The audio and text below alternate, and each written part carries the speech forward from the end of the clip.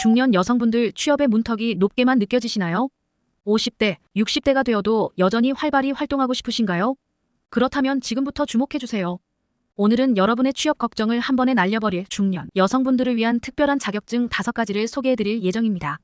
이 자격증들은 단순히 일자리를 넘어 여러분의 삶에 새로운 활력을 불어넣어줄 것입니다. 여러분이 가진 경험과 지혜를 살려 새로운 도전을 시작해보세요. 지금 바로 그 첫걸음을 함께 해보시죠. 시작합니다. 첫 번째는 생활지원사.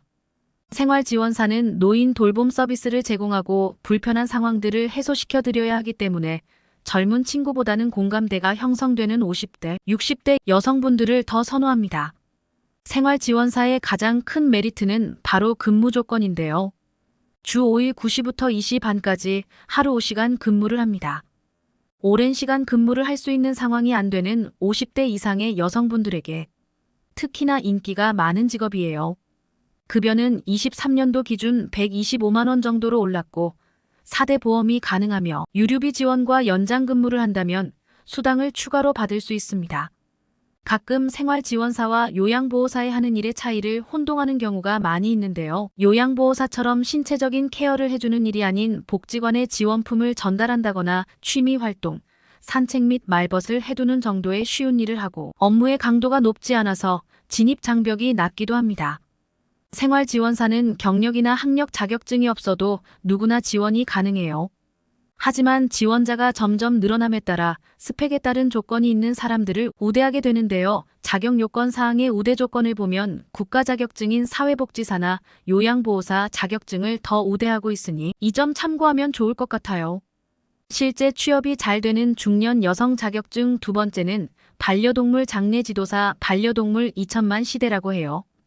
우리나라 인구가 약 200만 명이니 국민의 40% 정도가 반려동물과 함께 생활한다고 볼 수 있는데요.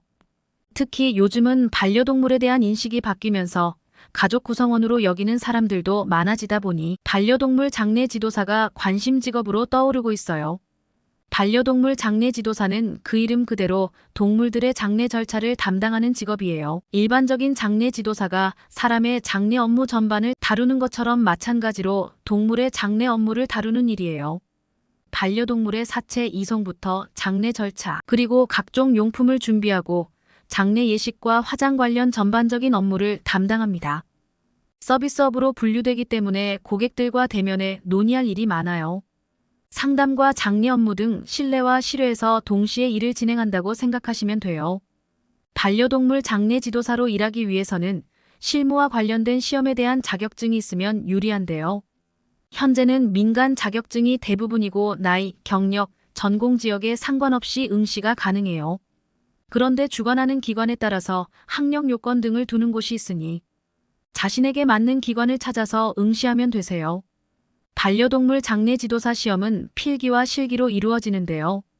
1차 필기를 통과하면 2차 실기는 정해진 장례 실무 업무에 대해 8시간, 교육 시간을 이수하면 자격증이 주어져요.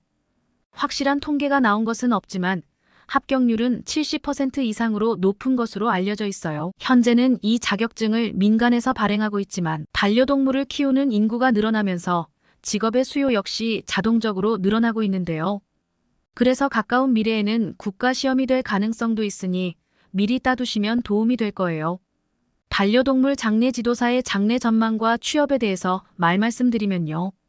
반려동물의 사체를 땅에 묻어버리면 불법인데다 요즘은 반려동물을 가족으로 인식하는 사람들이 늘어나면서 장례 문화도 정착이 돼가고 있어요. 그런데 반려동물의 수명이 10년에서 15년 정도로 짧다 보니 실제 이루어지는 장례의 수요가 급격하게 늘어나고 있는 것이 사실이에요.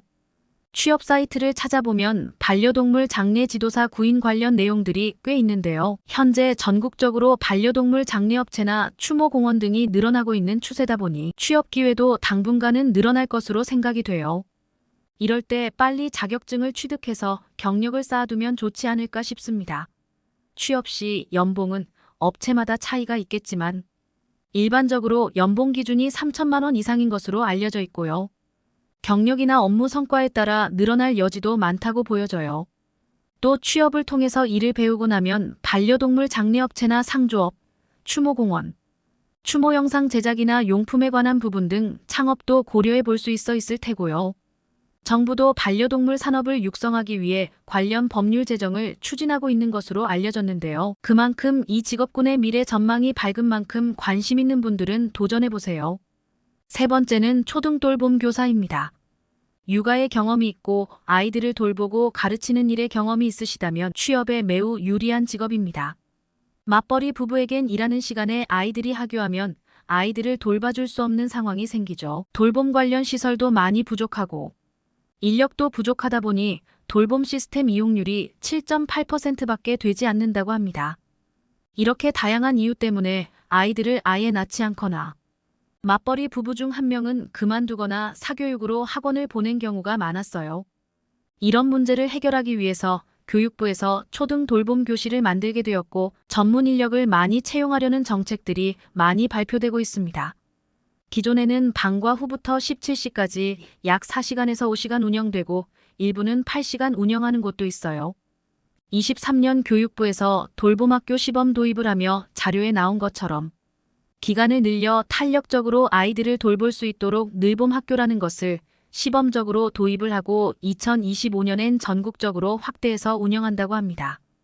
급여 기준은 늘봄 도입 이후에 어떻게 바뀔지 아직 정해진 것은 없지만 23년 이전 급여 기준을 보면 5시간 반일제 근무 기준 129만 원의 급여를 받고 8시간 전일제 근무 기준 210만 원의 급여를 받고 있어요.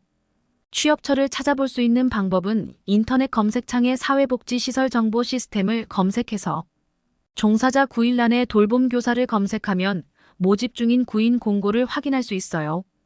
또 다른 방법은 아이돌봄 홈페이지에서 모집 공고를 들어가 지역 설정을 하고 공고를 통해 모집 현황을 확인할 수 있습니다. 그럼 초등 돌봄 교사를 하기 위해선 어떤 조건들을 필요로 할까요? 첫 번째는 유치원 교사 혹은 초등학교 중학교 교원 자격증 소지자, 두 번째는 보육교사 2급 이상의 자격자, 이렇게 두 가지 조건 중 하나를 충족해야 하죠. 사실 유치원 교사나 초중 교사 자격증을 취득하기는 현실적으로 어렵습니다. 보육교사 자격증을 취득하는 경우가 정말 많고 유보통합의 문제로 2025년부터 대학교를 입학해야지 취득할 수 있는 자격증으로 바뀌기 때문에 많은 분들이 학점은행제로 보육교사 자격증을 취득하고 있어요. 추천하는 자격증 세 번째는 한류 열풍으로 인해 세계적으로 한국에 관심을 가지게 됐고 그로 인해 덩달아 각광을 받고 있는 직업 한국어 교사입니다. 실제로 인도 명문 대학교에서는 한국어과 입학 인원을 30명으로 선발하는데 지원자만 10만 명이나 되기도 했고 최근 인도에서 한국어 배움 열기가 뜨겁습니다.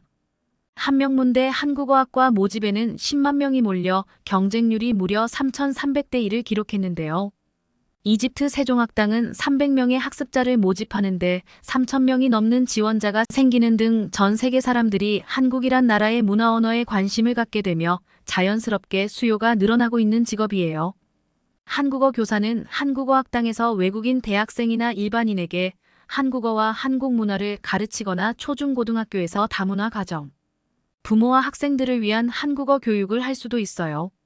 또 정부의 지원을 받아 운영되는 세종학당에서는 전 세계 244개의 기관을 설립하여 외국인을 대상으로 한국어를 가르치고 있지만 한국어를 배우고 싶어하는 외국인에 비해 교육시설과 인력이 부족해서 학생들을 다 가르치지 못하는 상황으로 점점 더 많은 시설을 설립할 계획을 추진 중이어서 전망이 좋은 직업입니다. 그리고 요즘엔 코로나 때문에 온라인 화상 수업으로 진행하기도 하는데요. 화상 수업은 전 세계 사람들이 쉽게 접할 수 있고 한국 문화에 관심이 많은 학생들이 한국인한테 한국어를 직접 배울 수 있다는 장점이 커서 관심이 높아지고 한국어 선생님들의 입장에서도 학생 수대로 급여를 받다 보니 경력이 쌓이면 그만큼 급여가 높아지는 급여 체계를 보이고 있어요. 그리고 특별한 출퇴근 시간이 정해져 있는 게 아니라서 시간에 얽매이지 않고 일을 할 수 있는 큰 메리트가 생겼어요. 한국어 교사가 되기 위해선 교원 자격증이 필요한데 2급은 학점은행제로 비교적 쉽게 취득할 수 있기 때문에 50대 이상의 여성들도 안내를 받으며 진행한다면 큰 어려움 없이 충분히 취득할 수 있으니 도전해 보시길 추천드립니다. 네 번째는 간호조무사. 간호조무사 자격증은 젊은 층이 따는 거 아니야? 하시는 분들 많으시겠지만 실제로 학원에 가보시면 20대도 많지만 40대, 50대가 주류이며 60대 분들도 꽤 있다는 사실을 아시게 될 거예요. 병원 가면 간호사들 다들 젊은데 이렇게 생각하시는 분들 있으실 텐데 일반 진료병원이 아닌 요양병원으로 가보시면 간호조무사 선생님들은 대부분 40대, 50대, 60대예요.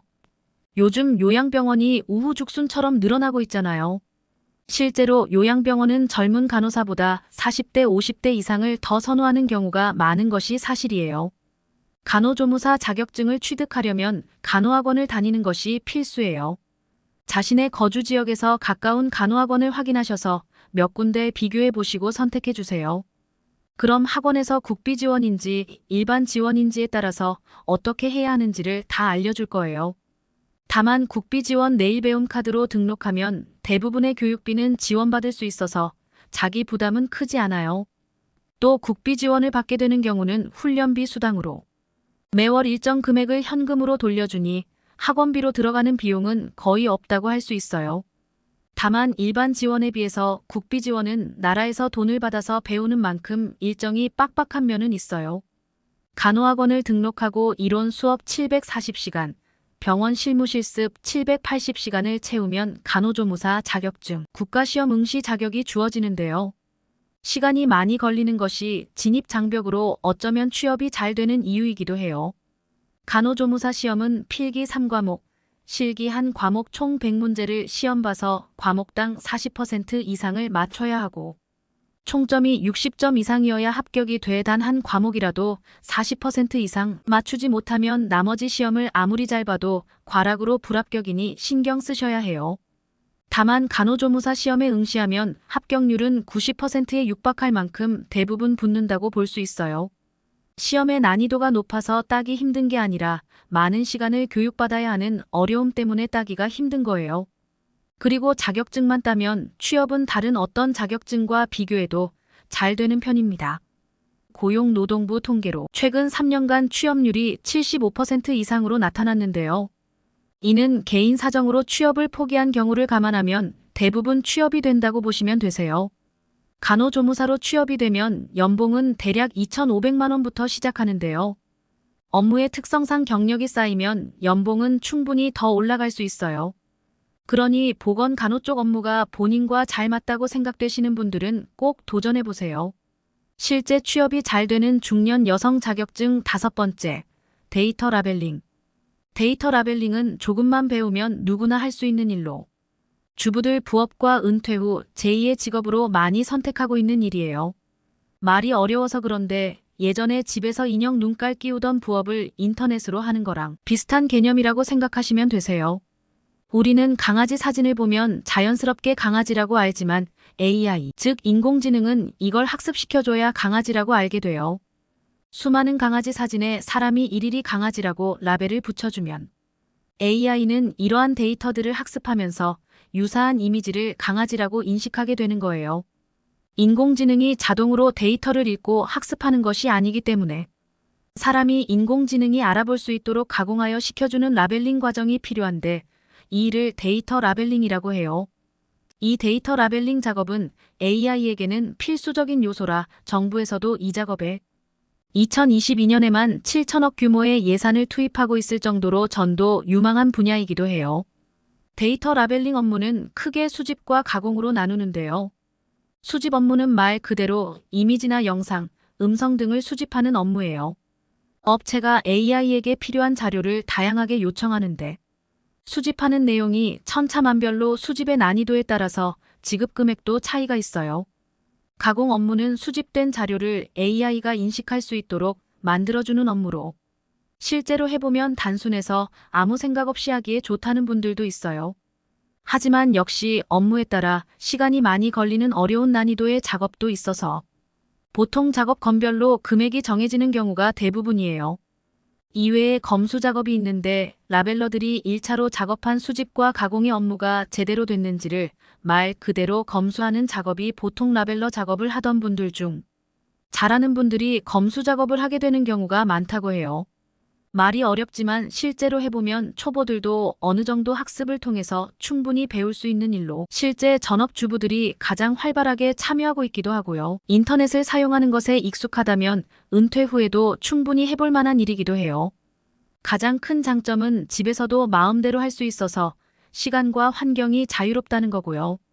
초반에 익숙해지기 전에는 최저임금 이하의 수익을 올리는 경우가 대부분이지만 또 꾸준히 해서 익숙해지면 데이터 레벨링 작업량과 난이도에 따라 높은 수익을 올릴 수도 있다는 게 장점이에요. 한 달 1,000만 원 이상의 수입을 올린 경우도 있고요. 500만 원 이상의 수익을 올리는 경우는 꽤 많다고 들었어요. 데이터 라벨링 업무를 하기 위해서 일정 과정을 수료 후 바로 일을 시작할 수 있어요. 수료 기간은 대략 12주 정도면 가능해서 시간이 많이 걸리지 않는다는 것이 장점이에요. 데이터 라벨링은 일 자체가 온라인으로 이루어지기 때문에 각 사이트마다 필요한 교육 과정을 수료할 수 있고요. 인공지능협회에서 주관하고 있는 AID 2급, AID 1급이 있는데 온라인으로 개설된 강의를 통해 자격을 따면 또 바로 일을 시작할 수 있습니다. 데이터 라벨링 사이트로 가장 유명한 곳이 클라우드웍스고요. 그 외에 AI웍스, 매트웍스, 레이블록, 에이모, 데이터 오블링 등 다양하게 있어요. 사이트에서 바로 일거리를 받고 진행할 수 있으니 편리하기도 해요. 클라우드웍스 사이트에서는 교육이 어떻게 진행되는지 쉽게 확인할 수 있게 설명이 되어 있고요. AI웍스 사이트는 어떤 일을 하는지 적성에 맞는지를 알아보는 맛보기 클래스도 있더라고요. 관심 있으신 분들은 들어가서 확인해 보세요. 실제 사이트에서도 은퇴 후 하기 좋은 일로 데이터 라벨링 업무를 추천드리고 있어요. 평상시 컴퓨터 다루는 것에 크게 무리가 없다면 나이와 상관없이 하실 수 있으니 적성에 맞겠다 싶으시다면 도전해 보세요. 이상으로 50대, 60대 중년 여성분들이 취업하기에 좋은 자격증 5가지를 소개해 드렸습니다. 100세 시대에 스스로의 재능을 그냥 두지 마시고 할 수 있는 일들을 찾고 도전하셔서 활기찬 노후를 보내시기를 응원합니다. 도전하는 그 자체로 아름답습니다. 또 유익한 노후 정보로 찾아뵙겠습니다. 도심에 사는 모든 실버 세대를 응원합니다. 오늘도 건강하고 평안하세요. 구독과 좋아요는 큰 힘이 됩니다.